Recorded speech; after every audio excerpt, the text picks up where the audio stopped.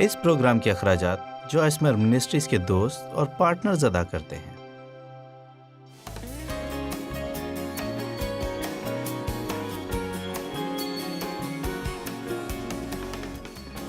میں سکھا رہی ہوں روح کے پھلوں کے بارے میں: محبت، خوشی، اطمینان، تحمل، مہربانی، نیکی، ایمانداری، حلم اور پرہیزگاری۔ آج میں سکھاؤں گی مہربانی اور نیکی کے بارے میں۔ مہربانی اور نیکی، ان دونوں میں کیا فرق ہے؟ یہ دونوں تو مجھے ایک سے ہی لگتے ہیں۔ دیکھیں، مہربانی کا زیادہ تعلق اس رویے سے ہے جس کے ساتھ ہم رہتے ہیں، اور نیکی کا تعلق ان کاموں سے ہے جو ہم اپنے اس مہربانی کے رویے کی وجہ سے کرتے ہیں۔ شاید آپ پیدائشی طور پر ایک بہت اچھے شخص ہیں، بڑی حلیم اور میٹھی شخصیت رکھتے ہیں، اور لوگوں سے مہربانی سے پیش آنا آپ کے لیے فطری بات ہے، لیکن میرا خیال ہے کہ دنیا میں زیادہ تر لوگ اس طرح کے نہیں ہیں۔ خوشخبری یہ ہے کہ وہ سب جو بدلنا چاہے، ہم انہیں بدل سکتے ہیں۔ میں اس لیے نہیں بدلتی کیونکہ میں بدلنے کی کوشش کرتی ہوں، لیکن میں اس لیے بدل سکتی ہوں کیونکہ خدا نے اس بات کے لیے مجھے میری اس اندرونی انسانیت میں تیار کیا جو مجھے نئی پیدائش پر ملی، اور ان پھلوں کا بیج میرے اندر ہے۔ اب اگر آپ کے پاس بیج ہے تو آپ اچھی فصل لے سکتے ہیں، لیکن آپ کو انہیں بونا ہوگا، پانی دینا ہوگا، جڑی بوٹیوں کو نکالنا ہوگا اور ان کے ساتھ کام کرنا ہوگا۔ جب بھی آپ کو موقع ملے کہ روح کے ان پھلوں میں سے ایک میں چلیں اور آپ ایسا کریں تو آپ اس حصے میں مضبوط ہو جاتے ہیں، اور اگلی دفعہ اسے کرنا آپ کے لیے آسان ہو جاتا ہے۔ ان تمام برسوں میں جب میں خدا کے ساتھ چل رہی تھی، اتنا ڈرامائی انداز میں تبدیل کیا ہے کہ دیانت داری سے کہوں گی میں وہ نہیں رہی جو میں تھی۔ مجھے معلوم ہے آپ میں سے بہت اس تجربے سے واقف ہیں۔ آپ میں سے کتنے کہہ سکتے ہیں کہ خدا نے آپ کو تبدیل کیا ہے؟ لہٰذا آپ میں سے کتنے پہلے سے زیادہ اچھے ہیں؟ آمین۔ آپ میں سے کتنے اب دوسروں کے لیے کچھ کرنا پسند کرتے ہیں؟ کیا آپ جانتے ہیں یہ کتنا حیرت انگیز ہے کہ ہم یہ کہہ سکیں، یہ یاد رکھتے ہوئے کہ ہم کیسے تھے؟ جیسے ایک لمحے کے لیے یاد کریں کہ ہم کیسے تھے۔ آپ دیانت داری سے کہہ سکتے ہیں کہ آپ واقعی دوسروں کے لیے کچھ کرنے سے لطف اندوز ہوتے ہیں۔ انتہائی حیرت انگیز۔ غلطیوں 5:22۔ مگر روح کا پھل جو اس کی حضوری سے حاصل ہوتے ہیں: محبت، خوشی، شادمانی، اطمینان، تحمل، دھیما مزاج، برداشت۔ اس کا مطلب کہ آپ بہت سی باتیں سہ سکتے ہیں: مہربانی، نیکی، احسان، ایمانداری، حلم، جو فروتنی اور حلیمی ہے، پرہیزگاری ہے۔ ایسے کاموں کی کوئی شریعت مخالف نہیں، یعنی کوئی الزام نہیں ہے۔ خود ابلیس کو بھی آپ میں کوئی عیب ڈھونڈنے میں مشکل پیش آئے گی اگر آپ مستقل مزاجی سے اسی طرح چلتے رہیں۔ یاد رکھیں کہ ہم جس پر دھیان کرتے ہیں وہی بڑھتا ہے، پختہ ہوتا ہے اور ہماری زندگی میں نشو و نما پاتا ہے۔ اگر آپ کچھ حاصل کرنے پر دھیان دیتے ہیں تو جو کچھ آپ حاصل کرنا چاہتے ہیں اس کے لیے راستے بھی ڈھونڈیں گے، اور اس سے آپ اور بھی زیادہ خود غرض ہوتے جائیں گے، چاہے آپ اس پر مسیحی ہونے کا لیبل لگا دیں۔ لیکن اگر آپ روح کے پھلوں پر دھیان کریں اور خدا کی فرمانبرداری کریں اور جہاں بھی جائیں برکت کا سبب ہوں، تو پھر یہی آپ کی زندگی میں بڑھے گا اور نشو و نما پائے گا۔ میں نے پہلے ایک پروگرام میں پوچھا تھا، آپ اپنی زندگی میں کتنا وقت محبت اور روح کے پھلوں کے بارے میں پڑھنے میں صرف کرتے ہیں؟ آپ نے روح کے پھلوں پر کتنی کتابیں پڑھی ہیں؟ آپ نے روح کے پھلوں پر کتنی بائبل اسٹڈی کی ہیں؟ آپ نے روح کے پھلوں کے بارے میں کتنی CD یا DVD دیکھی ہیں؟ سچ میں سمجھتی ہوں کہ ہم اپنی لائبریری پر نظر ڈال کر دیکھ سکتے ہیں کہ ہمارے لیے کیا اہم ہے۔ آپ نے محبت پر کتنی کتابیں پڑھی ہیں؟ کتنی دفعہ آپ محبت کے بارے میں پڑھتے ہیں؟ کیا کبھی آپ نے پہلا کرنتھیوں 13 باب پر دھیان کیا ہے؟ کیا ان تمام لفظوں کی تعریف ڈھونڈی ہے؟ تحمل کیا ہے؟ مہربانی کیا ہے؟ نیکی کیا ہے؟ ایمانداری کیا ہے؟ میں آپ کی حوصلہ افزائی کروں گی کہ جو خدا کے نزدیک اہم ہے اس کا مطالعہ کریں۔ پہلا تھسلنیکیوں 5واں باب۔ ایک اور بات، جتنا زیادہ آپ اس طرح چلیں گے آپ اتنے ہی خوش ہوں گے۔ ایسا نہیں ہے کہ یہ شاید دوسروں کے لیے ہے اور آپ کو اس سے کچھ نہیں ملے گا، بلکہ جتنا زیادہ ہم اس طرح چلیں گے تو پہلے تو ہم خدا کے چہرے پر مسکراہٹ پھیلائیں گے، جو میرے لیے اہم ہے۔ میں خدا کو خوش کرنا چاہتی ہوں اور آپ بھی۔ میرا خیال ہے اس کے پاس بہت سے لوگ ہیں جن کو دیکھ کر وہ اداس ہوتا ہے، اور میں ان میں سے ایک بننا چاہتی ہوں جو اسے خوش کرے۔ اس طرح آپ خدا کے چہرے پر مسکراہٹ لا سکتے ہیں۔ لہٰذا جتنا زیادہ آپ اس طرح کے کام کریں گے اتنے ہی خوش ہوں گے۔ پاک روح کے پھلوں میں زیادہ چل کر آپ اپنی شادمانی بڑھا سکتے ہیں۔ ہم یہاں تقریباً 4 آیات دیکھیں گے۔ پہلا تھسلنیکیوں 5 باب۔ پولس یہاں کلیسیا کو عام ہدایات دے رہا ہے، اور مجھے یہ بات دلچسپ لگی کہ اس کی گفتگو اس طرح کی چیزوں کی ہدایت سے بھری پڑی ہے۔ 8ویں آیت، مگر ہم جو دن کے ہیں ایمان اور محبت کا بکتر لگا کر اور نجات کی امید کا خوت پہن کر ہوشیار رہیں۔ اب میں پہلے آپ سے تھوڑا سا اس پہننے والی بات کے بارے میں کچھ کہوں گی۔ یہ دلچسپ بات ہے کہ کس طرح بائبل بہت سی جگہوں پر چیزوں کو پہننے یا اتارنے کے بارے میں بتاتی ہے۔ بہت سال پہلے مجھے تواتر سے ایک خواب آتا تھا جو مجھے تنگ کرتا تھا۔ خواب میں دیکھتی ہوں کہ میں اپنی کسی کانفرنس میں جا رہی ہوں، لیکن میں اپنے سونے کے کپڑوں میں ہوں، اور میں اپنے ٹرک کا انتظار کر رہی ہوں کہ میرے کپڑے لائے۔ وہ نہیں آ رہا، نہیں آ رہا، نہیں آ رہا، اور پرستش بھی ختم ہو گئی، اور اب وقت ہے کہ میں سامنے آؤں، اور میں شرمندہ ہوں کیونکہ مجھے لوگوں کے سامنے اپنے سونے کے کپڑوں میں جانا پڑ رہا ہے، اور میں اس خواب کو بالکل سمجھ نہیں پا رہی تھی۔ اور بہت برسوں کے بعد خدا نے مجھے محبت کو پہننے کے بارے میں، راست بازی کو پہننے، صلح کی خوشخبری کے جوتے پہننے، اور رحم کو پہننے اور شفقت کو پہننے کے بارے میں تعلیم دینا شروع کی۔ اس نے مجھے سکھانا شروع کیا کہ میں اپنی روح میں مناسب طور پر ملبوس نہیں تھی۔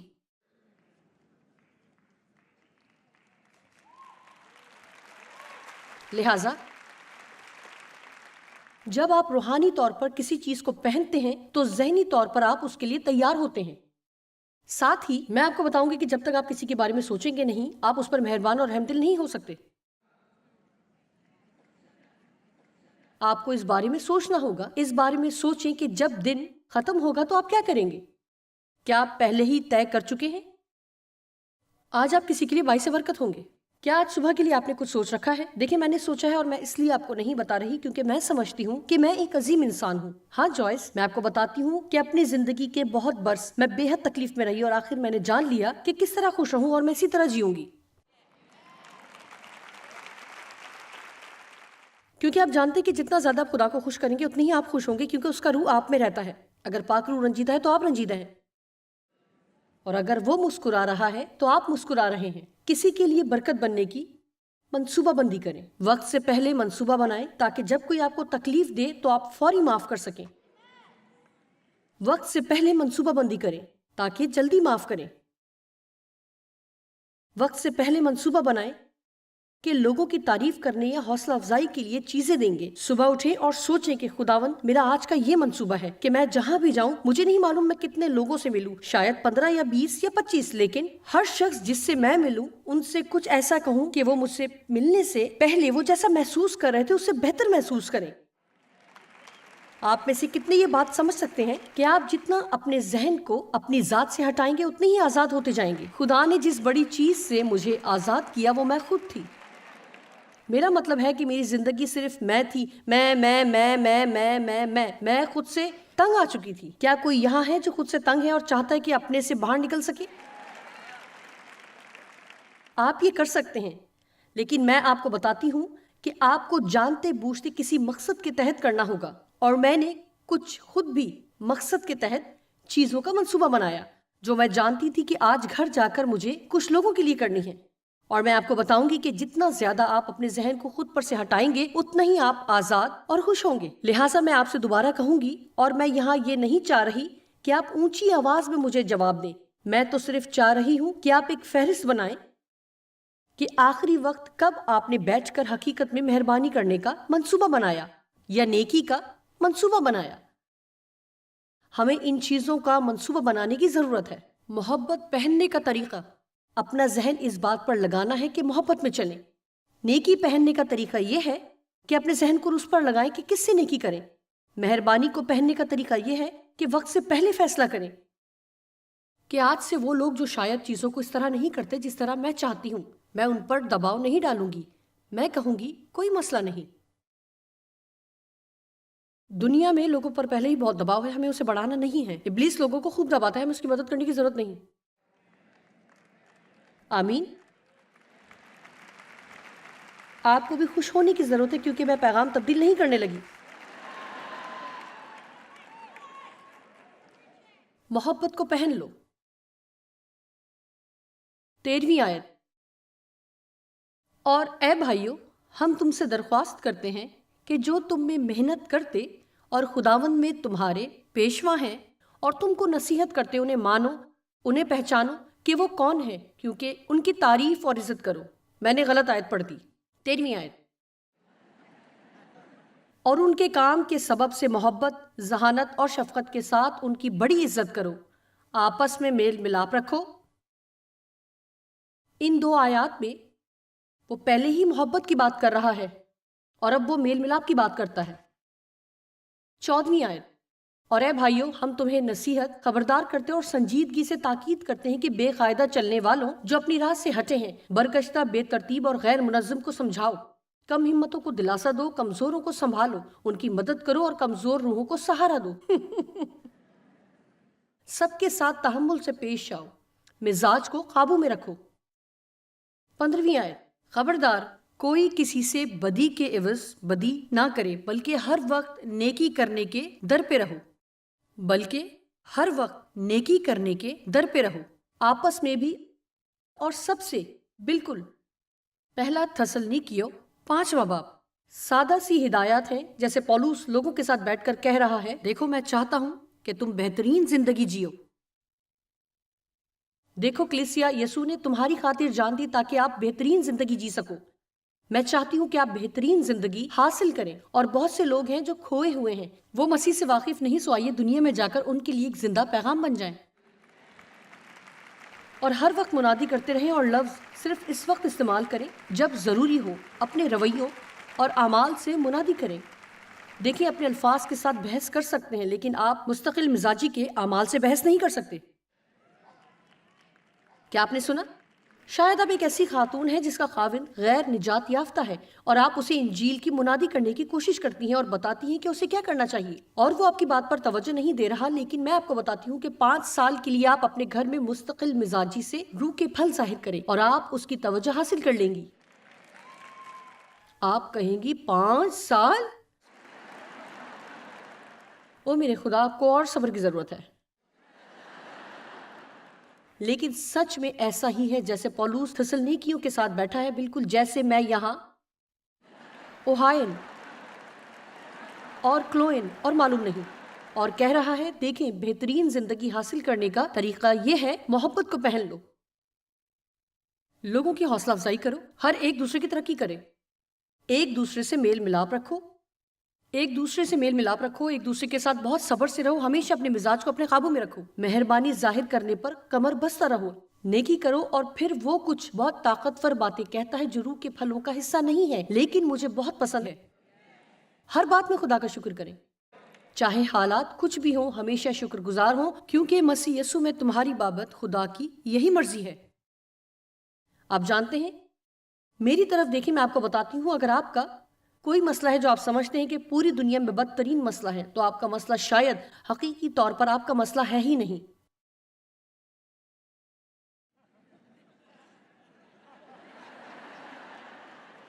آپ کہیں گے، پھر میرا مسئلہ کیا ہے؟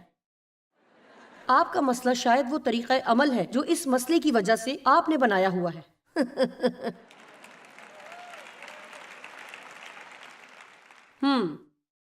اب یاد رکھیں، میں تھکی ہوئی ہوں، کیا وہ میرے لیے اسے آسان بنائیں گے؟ مہربانی ہے، اور مہربانی رحم ہے، اور مت پوچھیے ہم خدا کے رحم کو پسند کرتے ہیں، ہے نا؟ او میرے خدا، رحم کتنا شاندار ہے، کیونکہ ہم غلطیاں کر سکتے ہیں اور خدا بس ہمیں معاف کر دیتا ہے۔ وہ کبھی ہمیں اپنی زندگی سے الگ نہیں کرتا، کیونکہ ہم سب کچھ اس طرح نہیں کرتے جس طرح وہ ہم سے چاہتا ہے۔ اس کی شفقت ہر روز نہیں ہے، اور میرا خیال ہے کہ وہ ہر روز رحم کا نیا کوٹا تیار کرتا ہے، کیونکہ کل والا تو ہم پورا استعمال کر لیتے ہیں۔ آپ میں سے کچھ کو اٹھنے کی ضرورت ہے، اس لیے یہ اس قدر اہم ہے کہ ہم صبح اٹھیں اور کچھ وقت خدا کے ساتھ گزاریں، لیکن میں صبح اٹھنے والی نہیں۔ اچھا، تو کیا آپ ایک مکمل طور پر خوفناک اور بدترین دن گزارنا چاہتی ہیں؟ تو آپ کو پھر کچھ کرنا چاہیے کہ دن کا آغاز درست ہو۔ میرا مطلب ہے اگر آپ وہ لوگ ہیں جو زیادہ وقت نہیں گزار سکتے تو 5 منٹ لیں یا 3 منٹ یا کچھ بھی، مجھے نہیں معلوم، اپنے آپ کو خلوت خانے میں بند کریں اور 5 منٹ کے لیے دعا کریں، صرف یہ کہ خدا میری مدد کر، میری مدد کر، میں محبت کو پہننا چاہتی ہوں، میں چاہتی ہوں کہ گھر سے نکلوں اور لوگوں سے اچھا سلوک کروں۔ خدایا میرے مسائل ہیں جو مجھے چڑچڑا بنا دیتے ہیں، لیکن یہ مجھے دوسروں پر غصہ نہ نکالنے دے۔ منصوبہ بنائیں کہ کس طرح باہر جا کر خود کو قابو میں رکھیں۔ آپ میں سے کتنے سوچتے ہیں کہ یہ ایک اچھا عام فہم مشورہ ہے، لیکن آپ جانتے ہیں کہ ہم اکثر کیا کرتے ہیں؟ ہم اپنے محسوسات کے مطابق چلتے ہیں۔ مجھ پر اتنا سارا دباؤ ہے اور میں اچھا محسوس نہیں کر رہی، میں اپنے رد عمل کو کنٹرول نہیں کر سکتی، میرے مسائل ہیں جن کے بارے میں میرے احساسات ٹھیک نہیں، ہر ایک کے مسائل ہیں۔ آپ اکیلے نہیں جو مسائل کا شکار ہے، یہاں موجود ہر ایک کے مسائل ہیں۔ آپ کے مسائل چاہے کیسے بھی ہو، شاید اس وقت اس جگہ کوئی ایسا شخص ہو جس کے مسائل آپ سے کہیں بدتر ہو۔ رحم ایک خوبصورت چیز ہے۔ آئیے متی 11:28 دیکھیں۔ میں صرف آپ کی حوصلہ افزائی کر رہی ہوں کہ اچھے بنیں۔ میں آپ کو بتا سکتی ہوں کہ میں ایک مطلبی مسیحی تھی۔ خیر کم از کم میں اس کا اقرار تو کر رہی ہوں، صرف اس لیے کہ آپ کے پاس چرچ والا چہرہ ہے اور آپ اسے نکالتے اور جیسے ہی چرچ کے دروازے پر پہنچتے ہیں پہن لیتے ہیں۔ خدا کی تعریف ہو، یسوع تیرا شکر ہو، خدا کو جلال ہو، ہاللیلویا، آمین آمین آمین آمین۔ Love you pastor, love you بہن، لو یو بھائی، آمین۔ اور پھر آپ گھر جاتے ہیں۔ آپ لوگوں کے ساتھ مسئلہ کیا ہے؟ سمجھتے نہیں ہیں، میں ان تمام مسئلوں سے اکتا چکی ہوں۔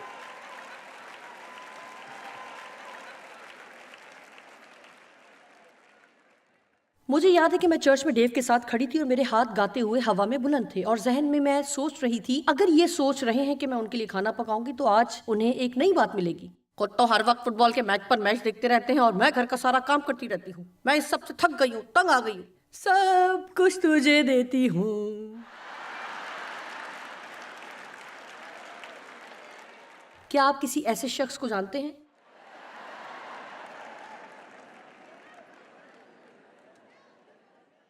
یسوع ہمارے لیے اتنا پرکشش کیوں ہے؟ کیونکہ وہ یہ سب ہے۔ لہٰذا اگر وہ ہمیں بطور اپنے نمائندے استعمال کر رہا ہے کہ دنیا میں لوگوں کو اپنے رویے سے اس کی طرف راغب کریں، تو پھر ہمیں بھی اسی طرح بننا ہے۔ بہترین چیز جو ہم کر سکتے ہیں وہ یہ ہے کہ اس بگڑی ہوئی دنیا میں جائیں اور روح کے پھل ظاہر کریں۔ اور میں یہ نہیں کہہ رہی کہ لوگوں کو اپنے اوپر سے گزر جانے دیں کہ وہ ناجائز فائدہ اٹھائیں، میں خدا کی طرح بننے کا کہہ رہی ہوں۔ ضرورت پڑنے پر یسوع نے لوگوں کو صاف صاف بولا بھی، وہ لوگوں کے ساتھ سیدھی بات کرنے والا تھا اور اس نے انہیں اپنی زندگی سے باہر بھی نہیں کیا۔ آج صبح میں اس بارے میں سوچ رہی تھی اور خیال ہے کہ لوگوں کو سزا دینے کا بنیادی طریقہ معاف نہ کرنا نہیں ہے، بلکہ یہ ہے کہ اپنے ارد گرد دیواریں بنا لیں، اور جب وہ ہمارے طریقے سے کام نہیں کرتے تو ہم انہیں اپنی زندگی سے نکال دیتے ہیں۔ اور آپ جانتے ہیں کہ آپ کسی کے ساتھ کھڑے ہو کر بھی اس کو اپنی زندگی سے باہر رکھ سکتے ہیں۔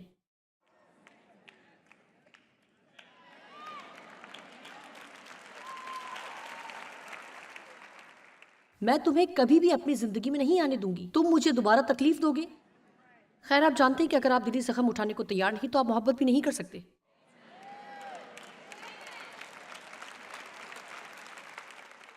اور اگر آپ لوگوں کو اپنی زندگی سے باہر نکال دیتے ہیں تو خود کو بھی قید کر لیتے ہیں۔ آپ پسند کریں یا نہ کریں، آپ کو دلی زخم اٹھانا ہوں گے، لیکن خدا آپ کا شافی ہے، وہ آپ میں رہتا ہے، اور کوئی آپ کے ساتھ جو کچھ بھی کرے وہ اسے ٹھیک کر سکتا ہے۔ متی 11:28 یسوع نے کہا، اے محنت اٹھانے والوں اور بوجھ سے دبے ہوئے لوگوں میرے پاس آؤ، میں تم کو آرام دوں گا۔ میں تمہاری روح کو آسودگی، تسکین اور تازگی دوں گا۔ میرا جوا اپنے اوپر اٹھا لو اور مجھ سے سیکھو، کیونکہ میں حلیم، فروتن، حلم مزاج ہوں، اور دل کا فروتن تو تمہاری جانیں آرام پائیں گی، آسودگی، تسکین اور تازگی اور بحالی پائیں گی، اور آپ کی روحوں کے لیے برکت بنائے گا۔ کیونکہ میرا جوا ملائم ہے، فائدہ مند ہے، سخت، چھبنے والا، تیز دھار، دبانے والا نہیں بلکہ آرام دہ ہے، خوشگوار، مہربان ہے، اور میرا بوجھ ہلکا، اٹھانے میں آسان ہے۔ آپ کو معلوم ہے میں نے اس سے کیا سیکھا؟ یسوع بالکل بالکل سادہ اور ساتھ رہنے کے لیے آسان تھا۔ اب میں آپ سے ایک سوال پوچھتی ہوں، آپ کے ساتھ رشتے میں رہنا کتنا آسان ہے؟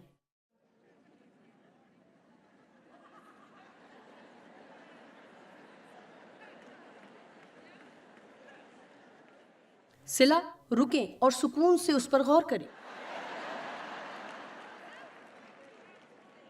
میرا مطلب ہے کہ کیا آپ کے ساتھ چلنا آسان ہے؟ کیا چیز ہے؟ کیا چیز ہے جس سے آپ کو خوش کیا جا سکتا ہے؟ کیا چیز آپ کو شادمانی عطا کرے گی؟ کسی شخص کو کیا کچھ کرنا پڑے گا کہ اس سے پہلے کہ آپ کے کیے گئے غلط اور برے کاموں کو معاف کر سکیں؟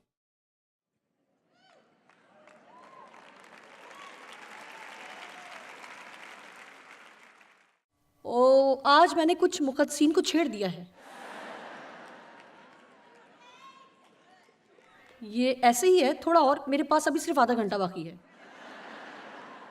ڈیو کے ساتھ چلنا ہمیشہ ہی بہت آسان ہے، اور افسوس کی بات ہے کہ میں بہت سے برسوں تک اس قدر سخت مزاج اور ساتھ چلنے کے لیے بہت مشکل تھی۔ میرا مطلب ہے کہ مجھے خوش رکھنا تقریباً ناممکن تھا۔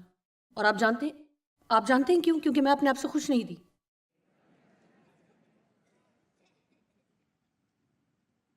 میں خود کو پسند نہیں کرتی تھی اور کسی اور چیز کو بھی پسند نہیں کر سکتی تھی۔ اور جب رحم کی بات آتی ہے، اگر آپ اپنے لیے خدا کے رحم کو قبول نہیں کرتے تو آپ کبھی بھی لوگوں کے لیے رحم دل نہیں ہو سکتے۔ اگر آپ خدا کی مہربانی کو قبول نہیں کرتے تو آپ بھی مہربان نہیں ہو سکتے۔ ہم وہ نہیں دے سکتے جو ہمارے پاس نہیں ہے۔ اس لیے ہر چیز کا آغاز خدا کے ساتھ آپ کے رشتے سے ہوتا ہے۔ خدا کے ساتھ آپ کا رشتہ کیسا ہے؟ وہ کوئی سخت مزاج مالک نہیں ہے۔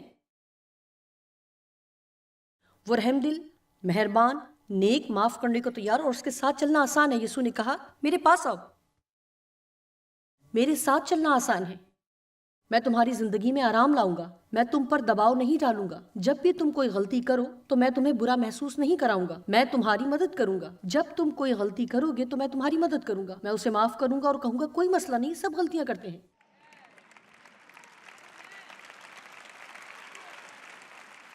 آپ کہیں گے جوائس، اگر ہم اس طرح کا رویہ رکھیں گے تو لوگ تو ہمارے اوپر سے گزر جائیں گے۔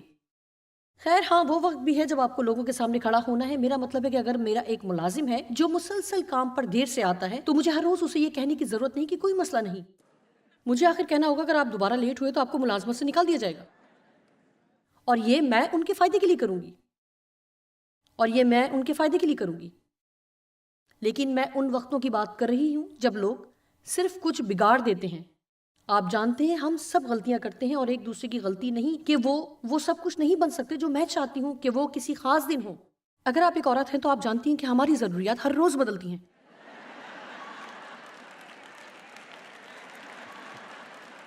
ایک دن آپ چاہتی ہیں کہ آپ سے پیار کیا جائے اور اگلے دن مجھے چھونا بھی نہیں۔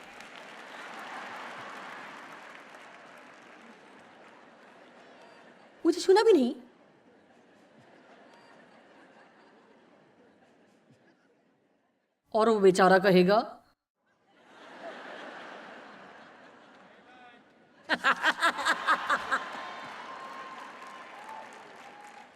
دیکھیں بہنوں، میری طرف دیکھو، آج میں ایک لمحے کے لیے آپ کی طرف آؤں گی اور آپ کو کچھ بتانا چاہوں گی۔ اگر آپ میری بات سنیں تو سچ میں آپ کی مدد کرے گا۔ اگر آپ شادی شدہ ہیں تو آپ کو خوش رکھنے کا کام ہے اپنے خاوند کو آزاد کریں، لیکن کیا اسے مجھے